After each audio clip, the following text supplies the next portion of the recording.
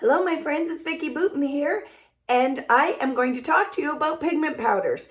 It is a very fun and versatile product to use, and it's a little different because you're using a dried pigment as opposed to a wet medium. So I can't wait to show you 5 easy ways to use pigment powders. Hello my friends, excited to share another Vicki Boutin product and some basic tips on using it. So what I'm going to share with you now is something a little different and exciting all at the same time. Are you ready for it? It's the Pigment Powder Set. So what makes these different is this is a box of 9 loose pigment powders. It looks like makeup, right? We could get all pretty with it, but I'm going to show you some fun techniques using Vicki Boutin Pigment Powder. So here's a set of pigment powders that are open, and I can share them with you. When you take these out, you are going to have, let's find one I don't think that I've opened yet. When you open the powders up, you have this little plastic piece that you can lift to open and make sure you don't pull the little plastic bit out, the little cover, so it will expose or open the openings in the plastic piece for the loose powders to come out. So when you take that, and let's put it on a piece of card so you can see it, they're going to come out, and I like to hold the lid because you saw how easy it was to pull that little plastic bit out. When you tap them down, you have loose pigment. So it is powder pigment, right? So unlike other products that I use, this one is a powder pigment. It does not have a binder in it. It is just loose powder. So that's just rubbing the powder down. It's chalky. And this is when we add some water. They are like a chalky pigment. So we can do different things with them, right? So let me show you 5 different ways that we can use Vicki Boutin. Here we go, pigment powders.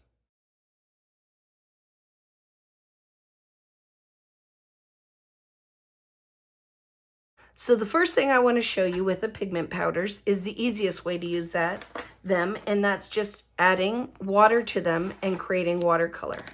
So I'm going to throw a few colors. Let's go in with this one. And like my other products, the colors are on the back. So this one is Blue Hawaiian. And we're just going to tap a little bit, and I hold the lid and just tap a little bit down. You know my mantra, less is more. We can always add, but we can't take away. So just go in with a little bit of powder and then fully mix it in the water to make a pretty color. So like I said, these are loose pigments. So you're just going to want to blend it all in there, make it wet enough so it will flow around like a watercolor.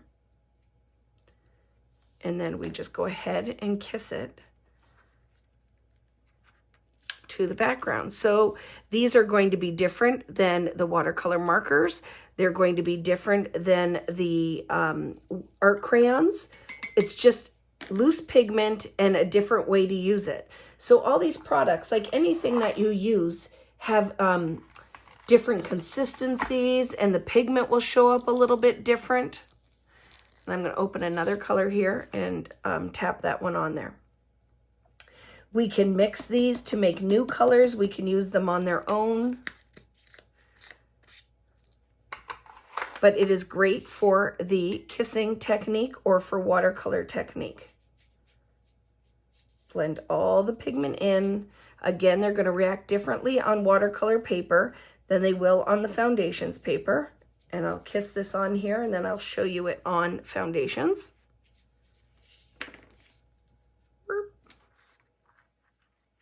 Super pretty, lots of pigment. Again, react differently than they did. Like remember, if you've watched the video where I did the kissing technique with the art crayon, it looks different when you do the kissing technique with the watercolor markers and how they really react together. This is a more of a stable pigment-based powder, and it's not like a dye ink, so it's just going to, the color's going to all stay separate. So that's really pretty. Let me show you what it looks like now on a piece of foundations paper. So here's a 6x8 sheet of foundations paper, and we'll do similar colors so you can see the two different effects. Why I like these is they're nice to travel with because it's a dry pigment, and you really can control as well your application. They're easy to use, easy to blend. They mix well with water.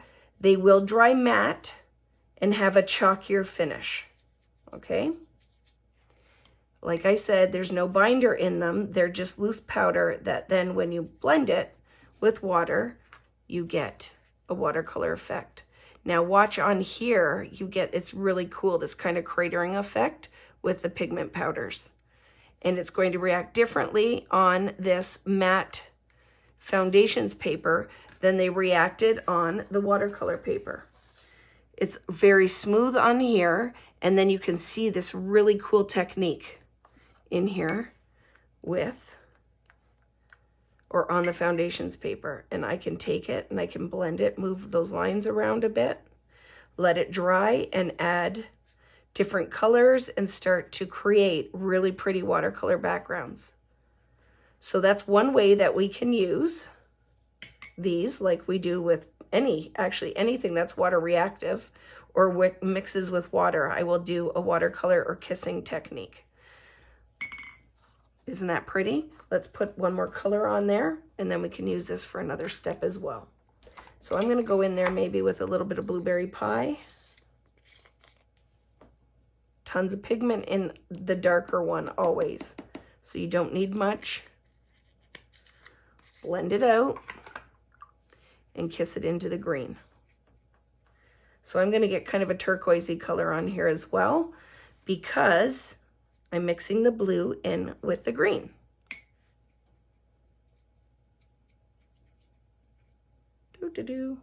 So fully blend it out, get enough water on here so it'll move around. Add it onto my background to add another bit of pigment in here. And then I can show you one of the other techniques on this background when it dries. Okay, look how beautiful that is. So pigment powders make a beautiful watercolor background. So one way to use the pigment powders. Let's look at number 2.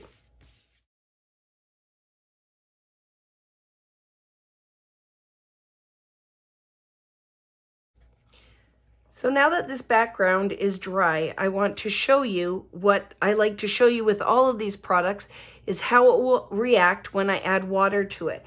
And can I do that lift or removal technique? So I'm just gonna lay one of my stencils on top, and then I'm going to grab a clean stencil brush, and I'm going to show you this technique. I'm going to mist the end of the stencil brush with a little bit of water. And I'm going to see if I can lift some of the pigment powder up with a wet stencil brush. And you'll find I can see it already starting to move around and react. There was lots of paint or water on my brush, so I'm just kind of lifting some of that. And you can see, look at that fun technique. So that's step number 2. I can do a removal or reversal of the pigment powder because they'll stay reactive with water and get that fun result. Love it.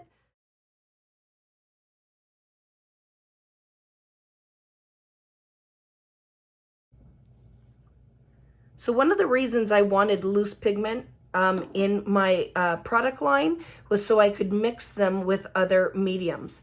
So I have some molding paste here, and I'm going to show you a fun way to tint your product with the loose pigment powders. So you just want to take a palette knife and put some of the molding paste down, which will create a fun textural effect. So it's a heavier body than say a gesso. When you look at that, it's not moving around, it's nice and thick. Looks like creamy marshmallow, right? So put that there, and then I'm just going to tap some pigment powder into the molding paste, and then we're going to get pink molding paste.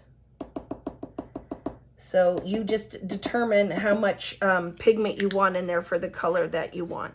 If you blend it and it ends up being a little bit too light, just add some more pigment powder. If it's too dark, then add a little bit more of the molding paste. But see, they blend really well to give you a tinted textural molding paste. So it's a light pink. You want more color, you just put down some more of your pigment powders. And whatever I get here, I'm going to be happy with. So just blend it up.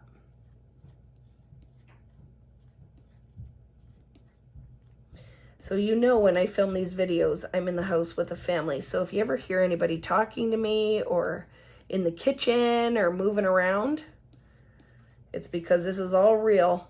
These aren't staged setup videos. I just throw this stuff all in front of the camera and we see what we can get. So I'm just going to grab a stencil, put it down on a sheet of foundations paper, and show you how fun these are.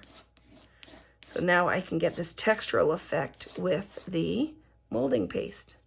So that's a different way that we can use our, and when it dries too, it will dry a little bit darker, and I'm going to show you that when it's dry at the end of the video.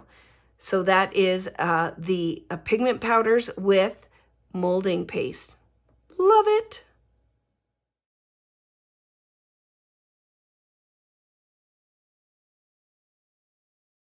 So another technique that we can use using the pigment powder is adding it to a mister and making yourself a tinted mist. I put the blueberry pie in with a mister with water, and let's see what we get. Ooh, lots of fun.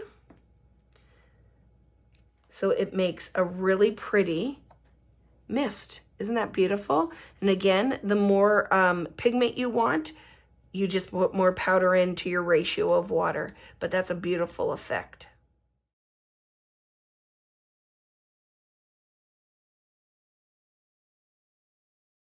So let's take a look at how the pigment powders will work with a stencil stamping effect.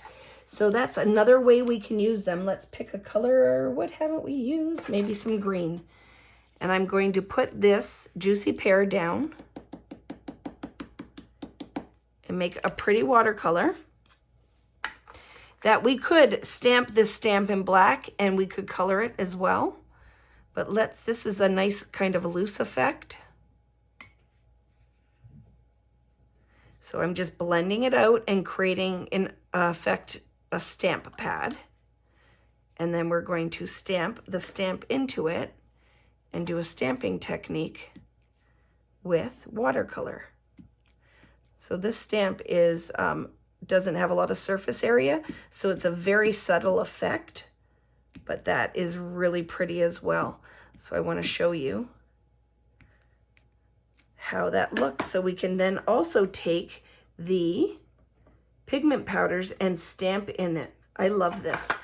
Another technique you like to see when you finish a project is sometimes just putting those little watercolor drips and splats in there, so we can do that as well. I love it.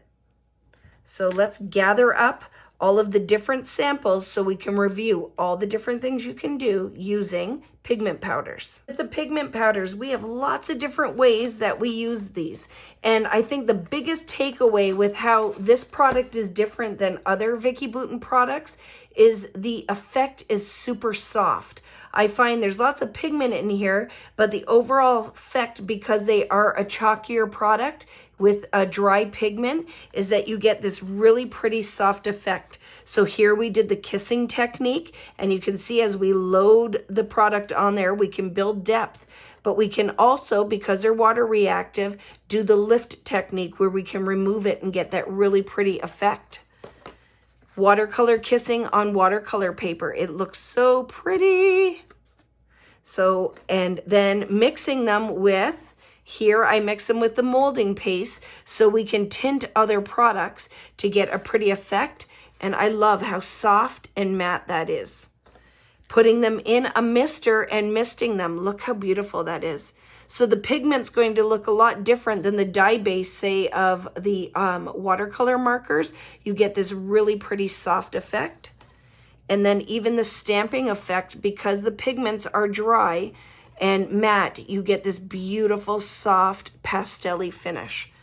I love this product like I love the other ones because they all do something different and all of them hold their own magic. So there are 5 different ways you can use Vicki Boutin Pigment Powders. Wasn't that fun?